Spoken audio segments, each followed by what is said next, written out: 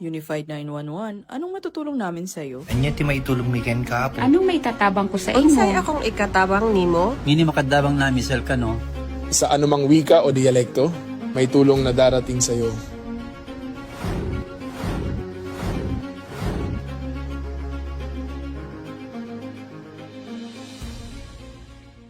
Lilingkod sa bawat Pilipino at magbibigay ng tamang impormasyon para sa tahimik at maayos na Pilipinas. Police News Network, alagad ng batas, tagapagtaguyod ng balitang pulis, sandigan ng mamamayan, patnubay ng katotohanan. Kampo Krame, maghahatid ng pinakahuling kaganapan at nagbabagang balita. Ito ang PNN Police News Network. At ngayon, ang inyong mga tagapagbalita. Magandang araw, bagong Pilipinas. Ako ang inyong alagadang batas, tagataguyod ng Balitang Pulis. Ako po, si Patrolman Edwin Baris. Maghahatid sa inyo ng tamang balita, kwento ng pulis at serbisyo para sa mamamayan. At ito ang PNP News Online. Ang pangunahing balita ng Police News Network, alagad ng batas, tagataguyod ng Balitang Pulis.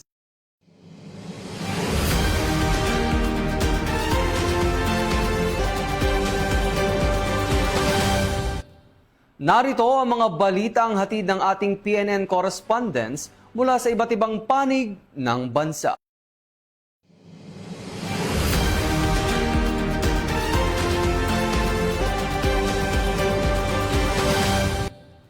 Sa tuloy-tuloy na serbisyo publiko ng Revitalized Police sa Barangay o RPSB ng Tubo Municipal Police Station at Abra 2nd Provincial Mobile Force Company ay nagatid ng tulong sa mga magsasaka kung saan tumulong sa pagbubuhat ng mga bagong aning palay sa Abra. Nakibalita dyan si Patrolwoman Maria Ella Garcia. Muling ipinamalas ng Revitalized Police sa Barangay o RPSB team na binubuo ng mga tauhan mula sa Tubo Municipal Police Station, katuwang ang Abra 2nd PMFC sa isang lokal na magsasaka sa Barangay Dilong, Tubo, Abra, noong 5 ng Mayo taong kasalukuyan. Voluntaryong tumulong ang mga pulis sa isang lokal na magsasaka sa pagbubuhat at paglilipat ng 27 sako ng bagong aning palay mula sa Bukirin patungo sa kanyang kamalig. Tinatayang mahigit sa kalahating kilometro ang layo nito at may paakyat na daan, dahilan upang maging mas mahirap ang gawain. Kasabay nito, nagsagawa rin ang grupo ng rehabilitasyon ng daanan patungo sa sakahan upang mapabuti ang kaligtasan at accessibility nito, lalo na para sa mga motorsiklong ginagamit sa pagdadala ng ani. Labis naman ang kinatuwa ng magsasaka sa tulong na kanyang natanggap. Ito ay upang maibsan ang pisikal na hirap na dinaranas niya sa pag-aani. Patuloy ang pagsisikap ng PNP na itaguyod ang malasakit, bayanihan at aktibong pagkikilahok sa komunidad, partikular sa mga liblib na lugar ng lalawigan. Sa pamamagitan ng mga gawaing tulad nito, muling pinagtitibay ng RPSB team ng Tubo MPS at 2nd PMFC ang kanilang papel hindi lamang bilang tagapagpangalaga ng kapayapaan at kaayusan, kundi bilang katuwang din sa kaunlaran ng komunidad. Mula dito sa Abra Police Provincial Office, ako po ang inyong Police News Network Correspondent, Patrolwoman Maria Ella Garcia, alagad ng batas, tagataguyod ng Balitang Pulis. Maraming salamat, Patrolwoman Garcia. Nakiisa ang mga membro ng Police Regional Office 5 sa pamamahagi ng hygiene kits sa mga pamilyang naapektuhan ng pag-alboroto ng Bulkang Mayon sa Kamalig, Albay. Patrolman Corby Flores magbabalita.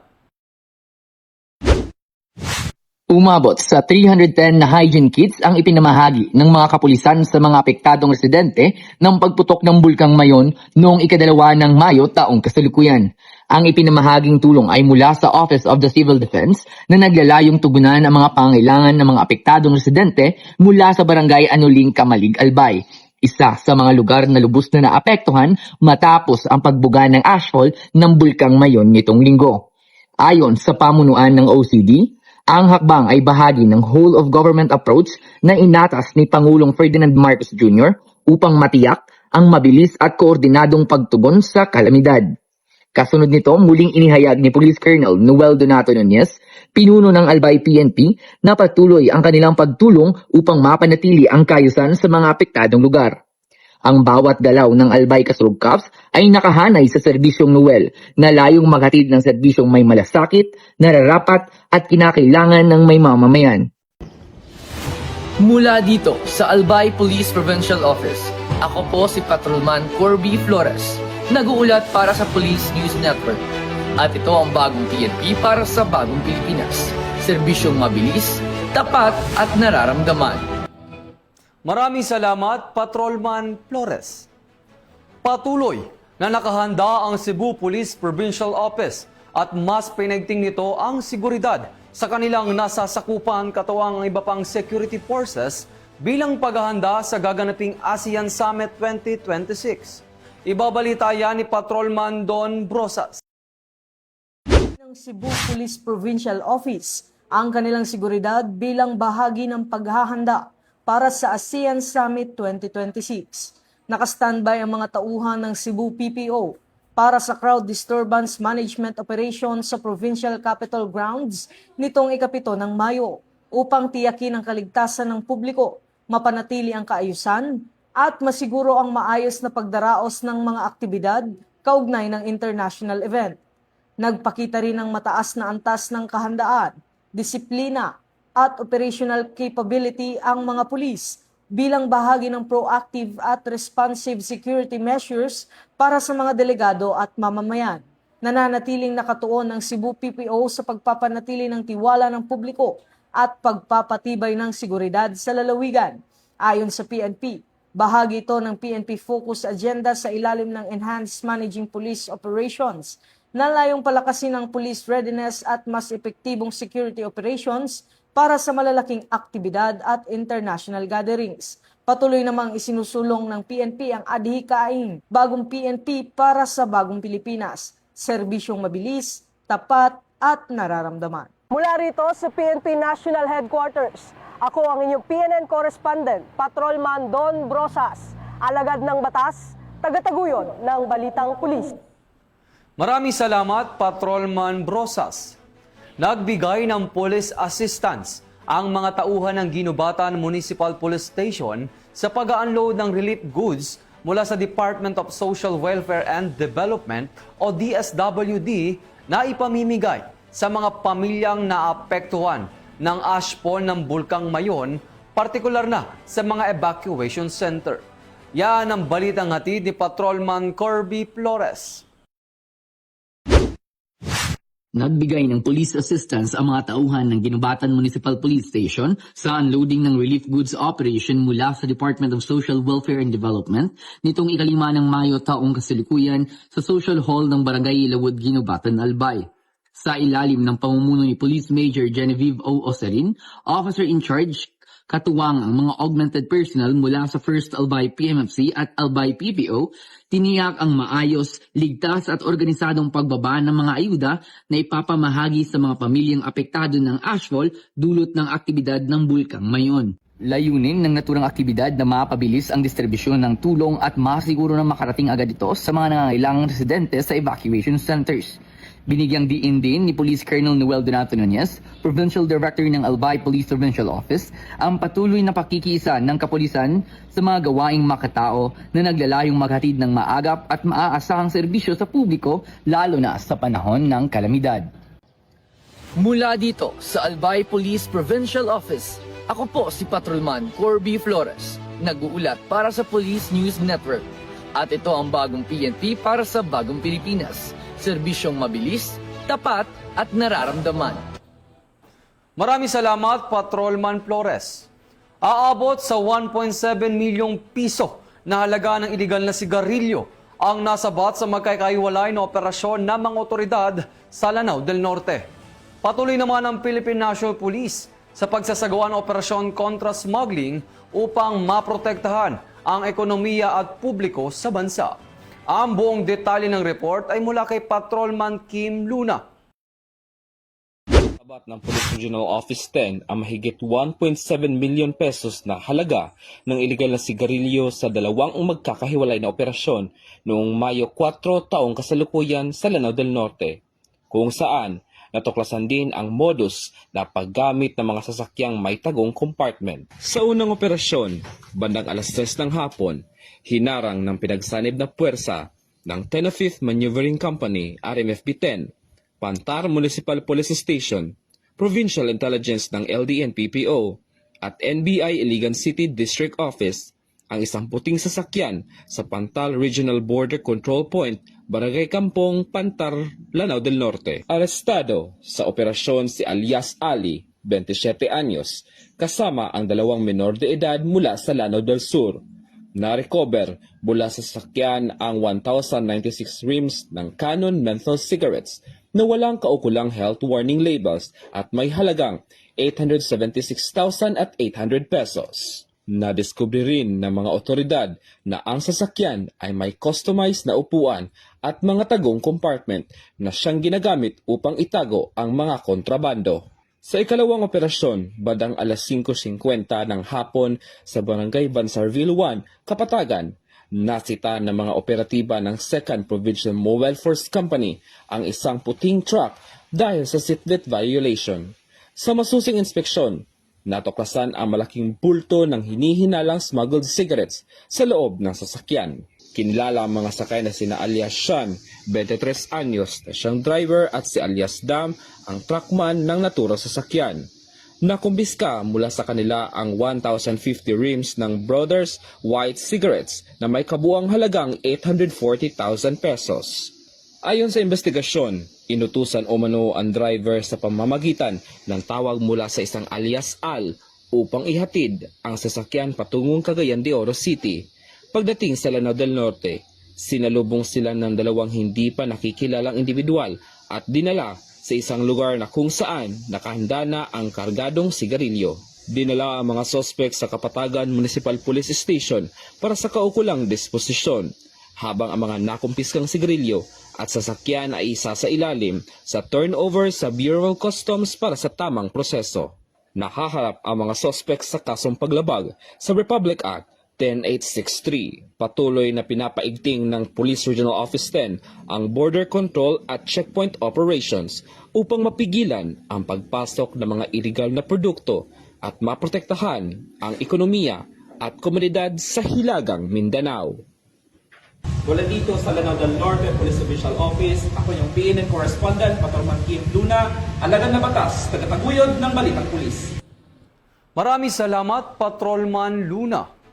Naging matagumpay ang health and fitness activity na inilunsad ng Police Community Affairs and Development Group sa bulwagang Lapu-Lapu sa Campo Crame. Lain nito na mas palakasin ng pulis upang aktibong makapagbigay serbisyo sa mamamayan. Tinutukan niya ni Patrolwoman Rezalie Umalay. Ng pagsusulong ng mas malusog, disiplinado at handang kawanin ng pulisya, inilunsad ng Police Community Affairs and Development Group ang biggest lizard challenge sa bulwagang Lapu-Lapu Camp Brigadier General Rafael T. Crame, Quezon City. Sa kabuuan, mga personnel ang nakapagparehistro at lumahok sa unang araw ng programa mula sa iba't ibang opisina at dibisyon ng Police Community Affairs and Development Group. Unang nagbigay ng mensahe si Police Colonel Joel T. Ada, Chief of Staff ng PICAG, kung saan binigyang diin niya ang kahalagahan ng disiplina sa sarili, kalusugan, at physical readiness ng bawat personnel. Kasunod dito, nagbigay rin ng mensahe si Police Brigadier General Vina H. Guzman, Director ng PICAG, na nagpaalala na ang pagiging malusog ay mahalagang bahagi ng pagiging handa sa tungkulin at mas epektibong paglilingkod sa publiko. Bahagi rin ng aktibidad ang orientation, initial assessment, at dance fitness activity na pinangunahan ni Coach Dennis. Kasama ang SANS Fitness Team, sa pamamagitan ng programang ito, mas pinalakas ng PICAG ang kultura ng wellness, disiplina, at personal accountability sa hanay ng personnel. Hinihikayat ang bawat kawani ng PNP na makiisa sa mga programang pagtataguyod ng kalusugan at positibong pamumuhay dahil ang pulis na malusog at handa sa tungkulin ay mas mahusay na makapaghahatid ng serbisyong mabilis, tapat at nararamdaman sa bawat Pilipino. Sa lahat na tumanggap ng challenge, especially those na categorized under overweight at saka yung base 1, base 2, base 3, based on our brain classification, I encourage everyone to step forward. Just like what you did this afternoon. Accept the challenge and take this opportunity to become healthier. As PKG personnel, we build strong relationship with the community. We manage information responsibly and maintain the positive public image of the organization. Pero, habang abala tayo sa pag-aalaga ng connection natin sa community, minsan nakakalimutan nating alagaan ang connection natin sa ating health and well-being. This is not a weight loss challenge. This is a commitment to become better versions of ourselves. Not overnight, not perfectly, but consistently. So when we say consistently, dapat consistent tayo sa exercise. Sabi nga ni CS, hindi may ikip to. Pag tatlo o isang beses kang umabsent, 3 times, DQ ka na. So kailangan consistency, lagi tayong present. So as we start this program, let us keep it simple. One step at a time. No pressure, no shortcuts, just progress. So, maraming salamat sa inyo for taking on the challenge and let this challenge begin today. Mula dito sa Bulwagang Lapu-Lapu, ako po ang PNN correspondent, Patrolwoman Resalie Umalay, nagbabalita para sa Police News Network, alagad ng batas, tagataguyod ng balutang pulis. At ito ang bagong PNP para sa bagong Pilipinas, serbisyong mabilis, tapat at nararamdaman. Maraming salamat, Patrolwoman Umalay. At yan ang mga balitang nakalap ng ating mga PNN correspondent mula Luzon, Visayas at Mindanao. At bago tayo magtapos para sa mas malawak at mabilis na ulat ng mga balita, huwag kalimutang mag-like, follow and share sa aming official social media accounts ng Police News Network. Tutok lang sa aming YouTube channel para sa mga live stream at replays at i-follow kami sa X account para sa mga real-time updates at Facebook account ng Police News Network. Manatiling mapagmatiyag at laging alamin ang totoo. Sa ngalan ng pamunuan ng Philippine National Police sa pangunguna ni Chief PNP Police General Jose Melencio Nartates Jr. at sa pamumuno ni President Ferdinand Bongbong Marcos Jr., kami ay maglilingkod sa bawat Pilipino at magbibigay ng tama at balanseng balita. Mula rito sa tanggapan ng tagapag-ugnay ng Pambansang Pulisya, kami ang inyong alagad ng batas, tagataguyod ng Balitang Pulis. Ako ang inyong tagapag-ugnay, Patrolman Edwin Baris. Maghahatid ng tamang balita, kwento ng pulis at serbisyo para sa mamamayan. At ito ang PNP News Online. Ito ang bagong PNP para sa bagong Pilipinas. Serbisyong mabilis, tapat at nararamdaman.